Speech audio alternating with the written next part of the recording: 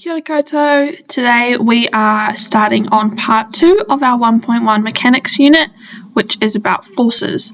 So we will be looking at how forces acting on an object affect the way that it moves. So part 1 was about motion. We're going to still be talking about motion, but we're going to be talking about it in relation to forces specifically. So some key topics we will cover in this slide is net force, F equals ma, which is a very important equation you will come to know, mass and weight, friction, air resistance, and pressure. So to start off, we are going to do lesson 9, balanced and unbalanced forces.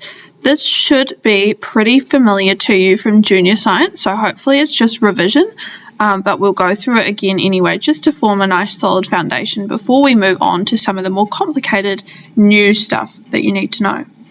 So by the end of this lesson, you should be able to define force and net force, accurately draw force diagrams, and explain how balanced and unbalanced forces affect motion. So we will start off with a definition for force. This is anything that is a push or a pull with size and direction that is measured in newtons, and the capital letter N is the symbol for newtons. So we can't see forces, but we can see the effect that they have on objects. So forces make things move, change speed, change direction, or change shape. So very simplistically we say a push or a pull, but a lot of things come into that. Hopefully you recognize these. These are force diagrams. If you do these really well, you can get up to merit, usually in the exam, sometimes even excellence. So it's definitely worth putting the time and effort into learning or reminding yourself how to do these well. So force diagrams, I think we've got some notes on the next page. We do. They look like this. So the object is in the middle, the object that you're talking about the forces for, and then there are arrows going out from the center of the object showing the different forces. So there are always 4 main forces that work on objects. So in the forwards direction, the way that the object is moving is usually thrust, or sometimes it is called applied force, like over here, or sometimes it's called a push. It's just whatever is driving the object forwards. In the upwards direction, we have got 2 kind of options, or 3 probably. So in the air, if an object is in the air, upwards would be lift. So like a plane, lift off, lift is in the upwards direction. In a boat on water or an object in water, this arrow is still kind of like lift, but in water it would be called buoyancy. On land and on a solid surface, so either the ground or a table or something that's stopping it from falling into the earth, basically, there is still that upwards arrow. It has got a couple of different names. There is normal force, or there is support force. Doesn't usually matter too much what word you use as long as you put it on your diagram and label it with either normal or support. That is the force that stops the object from falling through the object that it's sitting on, basically. So if it's sitting on a table, the table is exerting a normal force or a support force onto that object to stop it crashing through the table. It is always there, we don't really think about it, but it is important to remember. In the backwards direction, we have usually got drag. In the air, we could call it air resistance. On an object, like on a table, for example, it's often called friction, because air resistance is still a type of friction. So it's whatever's going in the opposite direction to motion. And then downwards, we always have weight. Weight is also sometimes called gravity. They kind of mean related things. We're going to talk about that more in a different lesson. But weight or gravity is what is pulling the object down to Earth and holding it in Earth's atmosphere, basically. So forces always come in pairs, so we always have to have 2 arrows that are opposite each other on our force diagrams, and really important that you get them around the right way. So if the object is traveling to the left, like this plane, then the thrust force is going that way and the drag is going the opposite way. Don't get those mixed around the wrong way. Okay, so some rules to follow for drawing force diagrams. the arrows always point from the center of the object outwards, and they're always like at right angles. So it's like a T. So they're not off wobbly, they're not going in funny directions. It's always directly up or directly horizontal. The size of the arrow equals the size of the force. So if you have a bigger force, and we're going to talk about that in a second, then you will have a bigger arrow. You can make it chunkier, you can make it longer, make it really obvious, because the examiner, the person that's marking your exam paper, needs to see that you know that it is bigger. And as I just said, forces need to be facing the correct direction. So the thrust arrow always points in the same direction as motion, so the direction that that object is traveling. Okay, net force is where we kind of get into our merit level questions if you do them correctly. So net force is the total overall force acting on an object in a particular direction. So as I said, forces always work in pairs, so we have to work out the net force for each pair.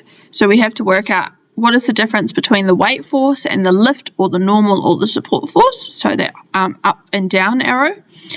And then we have to work out the net force for the horizontal arrows, the thrust or the push, and the drag / friction. So to calculate net force, you need to minus the smaller force from the bigger force. And I've got an example for you in a second.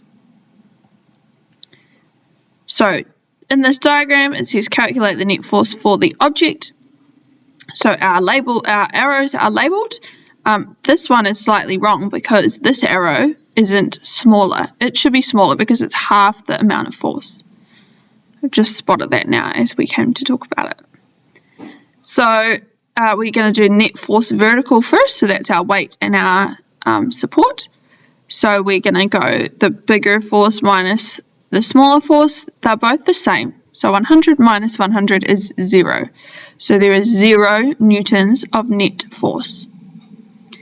Horizontally, there is a difference. So we're going to minus the bigger, or start with the bigger one, 100, minus the smaller one, 50. So we're left with 50 newtons net force. When you write the net force, you need to write the direction. So whichever way the bigger force is going. So in this case, the bigger force is this way, it's going to the left. So we would say the net force is 50 newtons to the left. The reason that we need to know about net force is because of balanced and unbalanced forces. So this is pretty intuitive, hopefully. Hopefully you've come across it before, but anyway, we will cover it just in case. So balanced forces are when two forces acting in opposite directions, so a pair of forces, are equal. So they cancel each other out. That's when that net force is 0, like in our diagram before. Up and down, our support and our weight are both 100, so the net force is 0, and the motion doesn't change. So if there is no bigger force, the object isn't going to move up or down. It's just going to stay in one place because those forces are balanced. When the forces are unbalanced and not equal, then there will be a net force, like in this diagram where we've got 50 newtons to the left, and that will make the object's motion change. And this is where forces and motion come into contact with each other. So if you can think about it like this, if two guys are pushing on this big box and they both have equal force, it will be balanced and the box won't move.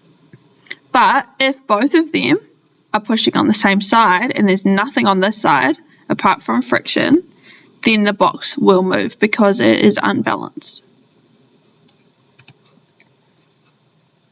This is just going over that concept again, but adding a couple of the words that we learned in our last part of mechanics, the motion part. So when forces are balanced and net force is 0, the motion of an object will not change. We would call that stationary. We wouldn't call that stationary all the time. Ignore that. If the object is already moving, it will continue to do so at a constant speed. So it won't accelerate or decelerate. It won't speed up or slow down. If the object is not moving, it will remain stationary. This is like a merit level kind of question. So this is an example. If they're both pulling on the tug of war with the same amount of force, then they will remain stationary because they're already not moving. When net force is above 0, because the forces are unbalanced, then the motion of the object will change. If thrust is greater than drag or friction, the object will accelerate in the direction of the thrust, so it will speed up because it's got more force pushing it in that direction. But if drag or friction is bigger than the thrust, the object will decelerate, it will slow down. However, it will still be moving in the direction of the thrust. So that's really important. Your thrust arrow is still going forwards, it's just that your friction arrow is going to be bigger. So here are some examples. So this one, the van is going this way, so the thrust arrow is bigger than the drag or friction arrow, therefore it's going to accelerate in this direction. But then if they apply the brakes and friction becomes bigger, so 900 newtons on this side going in the opposite direction, and a smaller thrust, then it will start to slow down or decelerate. Okay, there's a video there to go back and watch if you want to find out more. And here is an example, and this is our last slide, an example of a question that you might get. So again, calculate the net force and explain how this will affect its motion. You could get up to excellence on this question if you do it really well. Okay, so we have got, let's do the vertical first. So we've got 4,000 minus 4,000, so there is 0 net force in the vertical axis. Horizontal axis, this force is bigger, so we're going to start with that, and then we're going to minus the smaller force. 2356 minus 1354. So the number we get when we put it in our calculator is 1002 newtons, and because my bigger force is going to the right, I say that my net force is also to the right. So 1002 newtons right. So that's the first part of the question that we already knew how to do. Then the extra explanation is we are going to get the better marks. So vertical net force is 0, so the object will not move up or down. Horizontal net force is 1002. I should have newtons in there, to the right. So the object will accelerate to the right. Hopefully that makes sense. Check your daily work schedule for the pages that you are supposed to do, and see your teacher if you need extra help. Ka kite.